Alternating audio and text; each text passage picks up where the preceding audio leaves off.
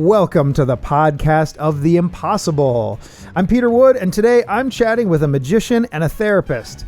Both get inside your head, both make the impossible happen, and I'm lucky to call both of them a friend. Please welcome Jason and Stacy Allen. Whenever the music, it's coming. There we go. Yeah. We were just talking about making this happen, like treating it like a live show. That's what you get out of a live show, right? Like when you're watching the Academy Awards and you see they cut to like one random shot they're not supposed to and then cut back. It's like, all right, yeah. I know this is live. That's good. Absolutely. Genuine. It's fun. Even though our friend listening in is doing this recorded, we do like to try and treat it as though we're all sort of sitting around here chatting at the same time. And yeah, I wanted to, we mentioned earlier on previous episodes about, Stacy has a therapist background. I was curious, with sort of where you see any overlaps maybe between sort of were there any skills, as being a licensed therapist that then translated well into magic or even vice versa? Like, is there anything that you've picked up now as a performing magician, wherever if you decided to get back into it, that might be beneficial, to you and your clients?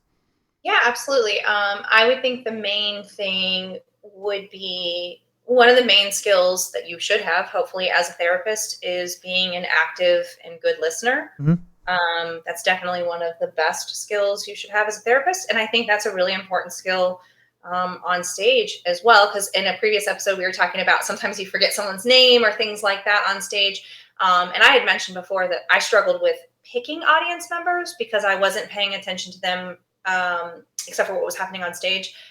But when they would get on stage and they were right in front of me, I think that was something that was pretty intuitive to me, is connecting with the person on stage with me, because that's something you have to do in therapy or should do, is making a person feel comfortable or connected quickly. Well, that was when we were, sorry. No, you jump in. We were working on a character for Stacy. You were having, I can walk into a room and just randomly talk. I have no problem with that. And one day we decided, treat it like a client. Like treat it like you're like literally sitting, treat the person on stage. Interesting. Yeah. Have a conversation, because you have this, people have a tendency of having a gated speak on stage the way they speak. Yeah. When you started to do that, I mean, you're basically having a session on. Yeah, whether it's with an audience member or if it's with Jason. So when we interact on stage together, I think in our personal life. No, on stage, when we interact on stage together as well, we kind of have this running thread in our show where my character is grounded, much more grounded, and I think some of my pieces in our show are a little more dramatic or a little more slow build. And no, this is a good thing. And Jason's character is messy.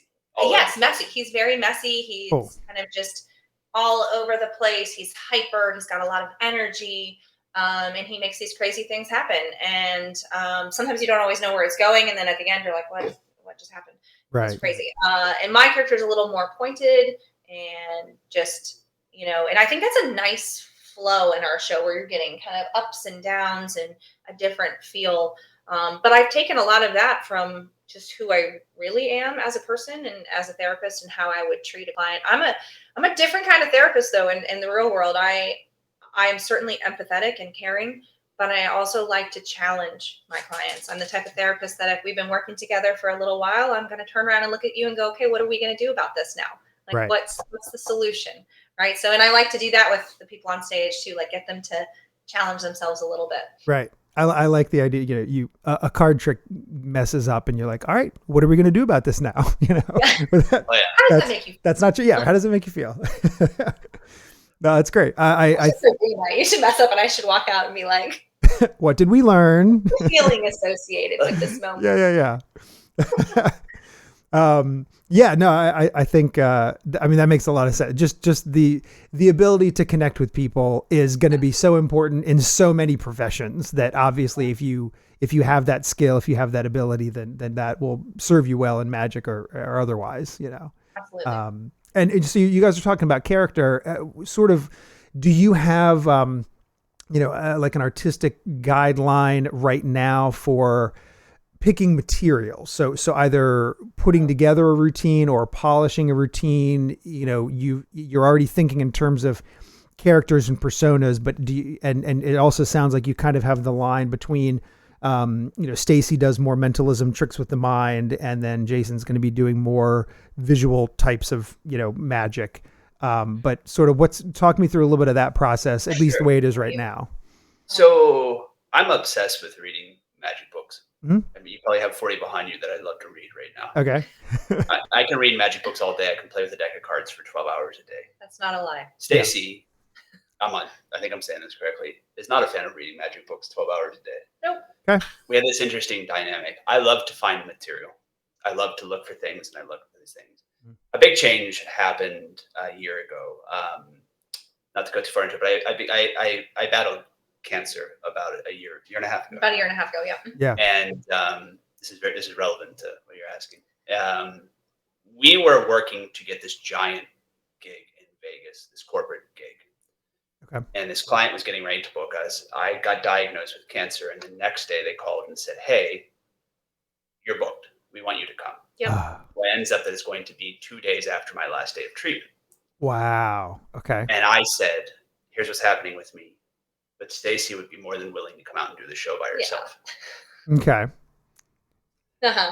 Continuing the theme of, it was softer than that. I didn't say it, but yeah. What happened there was, I watched you as I was going through this whole situation. It was a terrible situation. Watch her you were developing as a performer. Mm-hmm. While I was laying in bed and looking through books and stuff, I would point out this material to her and be like, "Read this, or do this, or here's the research." But the interesting part was when we're together on stage, you have two characters. I'm the magician, I'm the husband. She's the mentalist. We can, when you lose one of those, you lose about 70% of the show we're performing. Yeah. Right. So we had to justify performing on stage, and magic is just justifying what you're doing. Right. Up to that point, you couldn't really do magic. Your character didn't do magic. I didn't do a lot, or if I did, it was something we were doing together. Why would your character do magic? Sure. So we were looking through and stuff, and I said, "Why would your character do magic? Because you're married to a magician that leaves magic stuff around the house." Oh, cool. Okay. So you took that and ran with you did 3 full effects in the show. Magic tricks that I don't normally do, yeah. So when that opened up and really broadened my sense of writing, because there's people that limit, and there's nothing wrong with that. I have a friend that does mentalism, and he said, "I have one specific power. I can't do this. I can't do that. I have one, and it's fantastic." But I went the opposite route when we did this, and I started to say to myself, how do you justify it? Even a puzzle, it's not a magic trick. There's parts in a show that don't have to be mind-blowing. You can just do a puzzle. How can I make this justified in what we're doing? Oh, have you seen this puzzle? Or actually Scripting Magic by Pete McKay. Yep. 1 and 2. I think that's his name, right? I absorbed these like crazy. And that the whole thing is just about how justifying and saying what you're doing. Right. When it comes to material and stuff, that's kind of how we look at it. Now, to be fair, you're writing a full kids show right now. I am. We do, well, before I get into that, real quick, one of the other things that since I've done the show in Vegas, where I was doing some magic, we've lightened up on that limitation of me specifically being a mentalist and him being a magician, where we kind of blend those lines a little bit, because we live together and we work together and we're around each other all the time. So we are absorbing each other's skills and abilities, right? So you do a newspaper tarot. Yeah, I do a newspaper tarot, but there's a story behind it. The story is about us and our relationship. And then it just so happens to go into this piece. So I think a lot of times we're looking at material of how does that relate to our life? We again, when we do our show on the cruise ship, we like people to learn about us. We found that people engage with us more after the show if they can connect with us on a personal level. So we started talking more about our relationship and just things that other people that are in a relationship can relate to, whether it's jokes or serious things. And we use that to create those magical moments, I guess, those stories. And so then sometimes it is mentalism that I'm doing, but sometimes it's also a magic. But I think we also were able to, when we realized that, you realize how hard we were working. Yeah. Right. That by backing up a bit, and not that it's not hard, it's not what I'm saying, but you can justify a lot more. You just got to find a little thread or a storyline that makes sense. Yeah, no, I think it. Yeah, on the one hand, art thrives in its limitations. Like I understand some of that, but on the other hand, especially with something like as open ended as magic, if there's something that one of you is interested in exploring for whatever reason, I think that enthusiasm will be contagious. I think that'll come across to the audience, and so whether it's a puzzle or whether it's a magic trick or whether it's a mind, mentalism, something, they're not getting as hung up on the different categories the way magicians might. It's all things that Jason and Stacy want to show us for the next 45 minutes. Right. It's Absolutely. I think a lot of our inspiration comes from outside of magic. I've had to learn that the hard way. Mhm. I was always the guy that would go to a party and do tricks everywhere I went. Okay. And now, in at least the last 5 years, Mhm. I've tried to like not do that and experience things. Like we were watching a movie last night, and I saw a way they edited this clip together, and I'm like, my skill set is magic. Like I can do tricks. How do I add that into the way they edited this into a trick on stage? Mhm. Right. So like, how do I use? I only have so many specific skills. Magic is, and how do I add that into what somebody else has done like that? Yeah. Right. Right. Yeah, no, definitely. I mean, pulling inspiration from outside as opposed to, and especially because a lot of times what that, I'm sure you guys have had this happen where it brings in, you think more about the blue sky effect as opposed to falling in love with a method and then figuring out how to shoehorn it into your show. Right. So I think that makes for a better sort of theatrical experience for people. Yeah. Yeah. And I want to hear more about, so you not only cruise ships, but like you do some public live shows in Ohio. And it's typically, you've got like a one theater that you work with usually. Is that? Yeah, we have a theater in downtown Cleveland. It's housed in one of the really nice hotels right downtown. The hotel is called the Metropolitan at the Nine. They have this really cool, was it like 68, 70 seat, like cabaret style theater. It's not really the best stage for magic, but we've learned how to work with it over the years because we've been doing it there now for 4 seasons. We've been there longer, but obviously COVID happened, Sure. so we didn't have some shows. But we're finishing up our 4th full season there in the next 3 months, and hopefully we're going to start our 5th in August. So, yeah. And what kind of frequency? What is a season, and how often are you there? So we usually start from August to May. Okay. We do 1 show a month, 2 shows that night. Ohio is a little rough to try to get people to come inside June, July. In the summer times, nobody. Oh, I see. Right. But this room is, the hotel at one point was one of the biggest banks between blah, blah, blah, blah, blah. Massive, beautiful, all these different banks downstairs, which are fantastic. Oh, it's gorgeous. And they put a theater in on the 2nd floor. And what's weird about it is can't really do close-up magic, but you can't do stage magic and kind of partner. Yep. Yeah. It's a different environment. There's 60 lazy boy recliners, kind of. Okay. Yeah, and nice. Like some high tops in the back. Yeah. So you're fighting with people being comfortable. Yeah. It's been a process. I would say this last season has been really fun, and I feel like we're really honing in on what works in that environment and what doesn't. And the biggest thing that we try to pitch for that experience is it's really intimate. Like, I feel like most people that come to that show, even if they don't get called on stage, they feel like they're a part of the show, if that makes sense. Oh, yeah. We use that kind of in our marketing as well. Like, we really want people to have this real experience, right? Like, you're not just viewing the show. Yeah. I mean, 78 people plus lazy boys. I mean, that totally sounds like a living room show. I mean, that's a big living. I don't have 70 people in my living room very often, but the point is, it's, it feels more intimate as opposed to, again, a 500 or 1,000 seat theater or something. Absolutely. Are you doing the same show every season or a completely different show, or is it sort of a hybrid? So we kind of switch in like 40% new material, I would say. There are some really good tricks. We have a closer that we do that, we've been doing it for 12 years before you even started. Yeah, I even started. Now we do it together, but you used to do it on your own. And so like that's been in the show every single time. Yeah. Okay. But we what's interesting about it being so small is it's different every time. Because I know people say that all the time, but you never know with the reactions of the way people. Yeah, I would tell people if they've been to our show before, if it's a new season, you're definitely going to see some new stuff. But even if you see some things you've seen before, because they're so heavily focused on the audience member that's a part of the show, Right. the experience is going to be different based on what they bring to it, how they react, and what we do with, what they're giving us. Because Jason is really good at playing on stage, I guess I would say. Like Okay. when an audience member is really good and they're giving really good reactions, he's really good at like organically running with that moment and doing fun stuff. And so I think Thanks. you are. So, and I've gotten much better at that.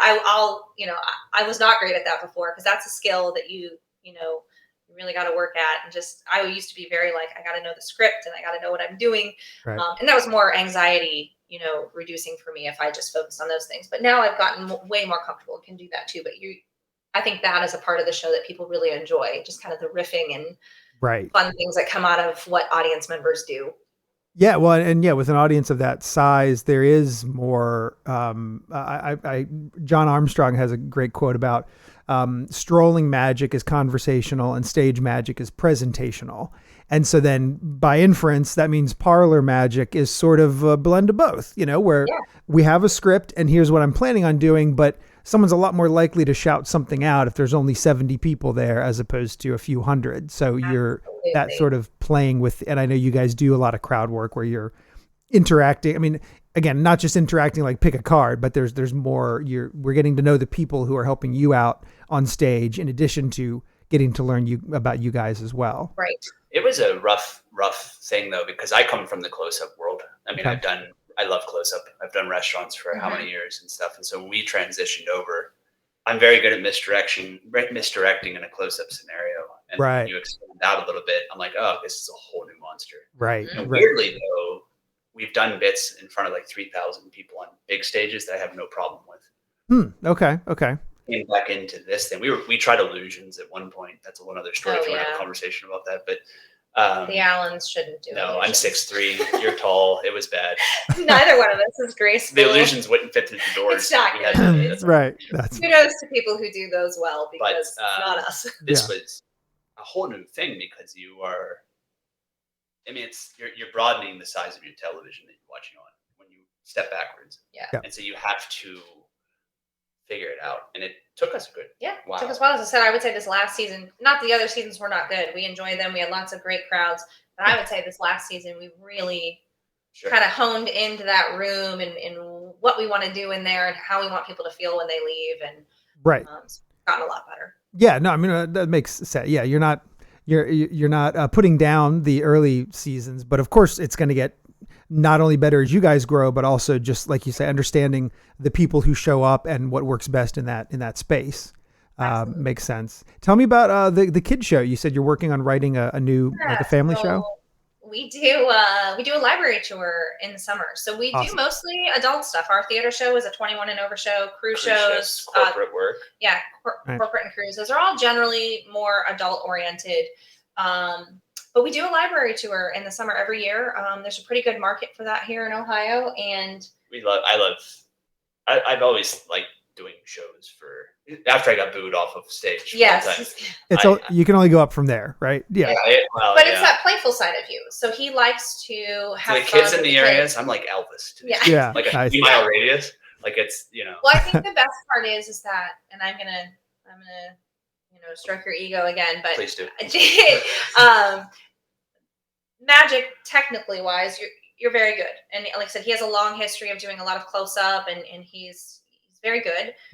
And I think what's great about the kids show is he brings that really powerful magic to our kids show, where even the adults that are with the kids are like, wow, this is like actually a really good magic show. Right. But then he has that really playful side that makes it really fun and entertaining. So what we've done is every year, I'm doing it right now, I gather a bunch of material, a bunch of books from really awesome kids performers, and I start scouring material. We have a theme every year. We rewrite the show, and then I will make a whole framework of a show with ideas of how I want him to present these particular tricks and what's the character. And I do some of them as well, but he's the main magician. And then I make him do all these really silly things, and he takes it and runs with it, and the kids love it. And then you'll edit it and rewrite it and do some things. But I usually write that start to finish, and then you come in and you move things around or say this would work better in the beginning of the show because of this or whatever, and just because he has more experience with that stuff. Sure. We use it for performing experience too. Yeah. I was talking to, you had Jeff Eline on your show. Mm-hmm. Yep.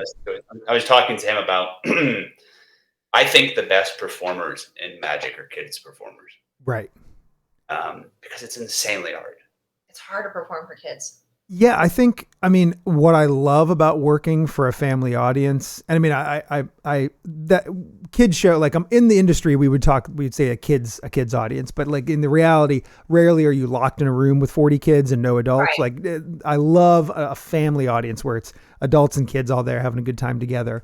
But like, kids will be completely honest with you. If they think that you've got the ball in your other hand, they will shout that out. And a corporate audience will not. And so I think that a lot of the polish that you get from a kid show performer is because they have been in the trenches. Whereas we've all seen some people who only work for adult audiences, especially within corporate, where it's kind of a captive audience. Like, you know, the attendees aren't going to just get up and leave during your show. Whereas if you're working like a county fair, people can get up and leave. It's easy. Sure. But I do sort of sometimes wonder, like, all right, I think they're being fooled at a corporate show, but I'll never know as surely as with a family show, because it's so honest, you know. It's what I like, 100%. What I think is it teaches you how to get to the point and explain the point of what you're doing. Yeah. So I was talking to Jeff about this and said, you know, if I'm going to do something with a box, it's sitting in the corner, and I'm doing a kid show, I have to over-explain it. I haven't been near that box; it's been sitting there. Look how far away I am. I bring out a tape measure. I show I'm 20 feet away. Yeah. So when they get to that point where that's a good trick, you start to back off the obvious for the adults. Oh, sure. Like, they know you haven't been near it. I haven't been near that box. That's all I have to say. Interesting. Yeah. And so you learn to get, because magic is communicating an idea. Storytelling is communicating an idea. And the farther you get away from the idea, the less people know what you're doing. Right. Yeah. Right. And an all adult audience may be confused by what you were trying to do, but they'll still clap at the right time because that's what you do. Yeah. The kids will be like, "What happened?" Right. Yeah. I was doing a coin routine. I did something, and the kid's like, "It's in your other hand," and I went, "Of course it is." I'm like, "I'm not real magic. Like, I can't do it." Like, and you learn to be real and like actually, and then you learn how to do it so they don't think it's in, you know, the other hand. Yeah. No, yeah, I think that I totally agree with you. Like, it's a tough. It is a difficult and also rewarding market. Yes. And it's fun. Yeah. Yeah, I really like doing the library tour. And like I said, I do perform in the show with him as well. But generally in that show, you like watching me being thrown. I do enjoy watching you do all the silliness. But what we like to do in that is a lot of times we'll take on roles where he'll be the magician or the wizard, and I'll be learning magic, and so I'll end up doing tricks. But they'll sometimes like it's a complete character reversal. Like, sometimes my stuff will go awry because I don't really know what I'm doing, and then he'll come in, like, magical things will happen, or he'll teach me something in front of the kids, and I like learn how to do it. Cool. So we do a lot of that in the kids show, which is completely different than what we do, and I tend to be more in control in our adult show, and you're the one that's really in control in the kids show. I think it's what keeps us wanting to perform. Yeah. Like, having these 2 months of like complete opposite of what we have done. Like, I still enjoy doing magic because it's fun. Yeah. Yeah, no, I enjoy, I mean, we all know, we have friends who are specialists where they do one thing really well and they travel all over the country and sometimes the world doing that act. But, you know, you guys, I mean, aside from, you know, a big gig in Vegas, that kind of thing, but like, it sounds like you're in the same boat as I am, where I would much rather have multiple shows that are able to service this area so that I'm minimizing travel and I can sleep in my own bed more often than not, you know? And that's very rewarding. And also I think that variety is good for me, where, I totally hear you, where because you have different audiences and different venues, it kind of keeps you on your toes, as opposed to I'm doing this one show for this one group all the time. Yeah. Yeah. Well, if people want to go see the show that you're doing, and not only, I hear this season's good, but I hear next season's going to be even better, statistically speaking. So the website is theallenslive.com. And that's the Allens, ALANS, live.com. And then on social media, especially on Instagram, at The Allens Magic is the best way to follow all your adventures. So if folks want to find out about public shows, tickets, that sort of thing, that sounds like the best place for them to go hunt that down. But I want to thank you both so much for hanging out here with all of us today. It was a pleasure chatting with you. And that is going to do it for this episode of the podcast of The Impossible. But to support the Museum of the Impossible project, as well as public shows, social media, and more, you can head on over to oftheimpossible.com. I'm Peter Wood. Thanks.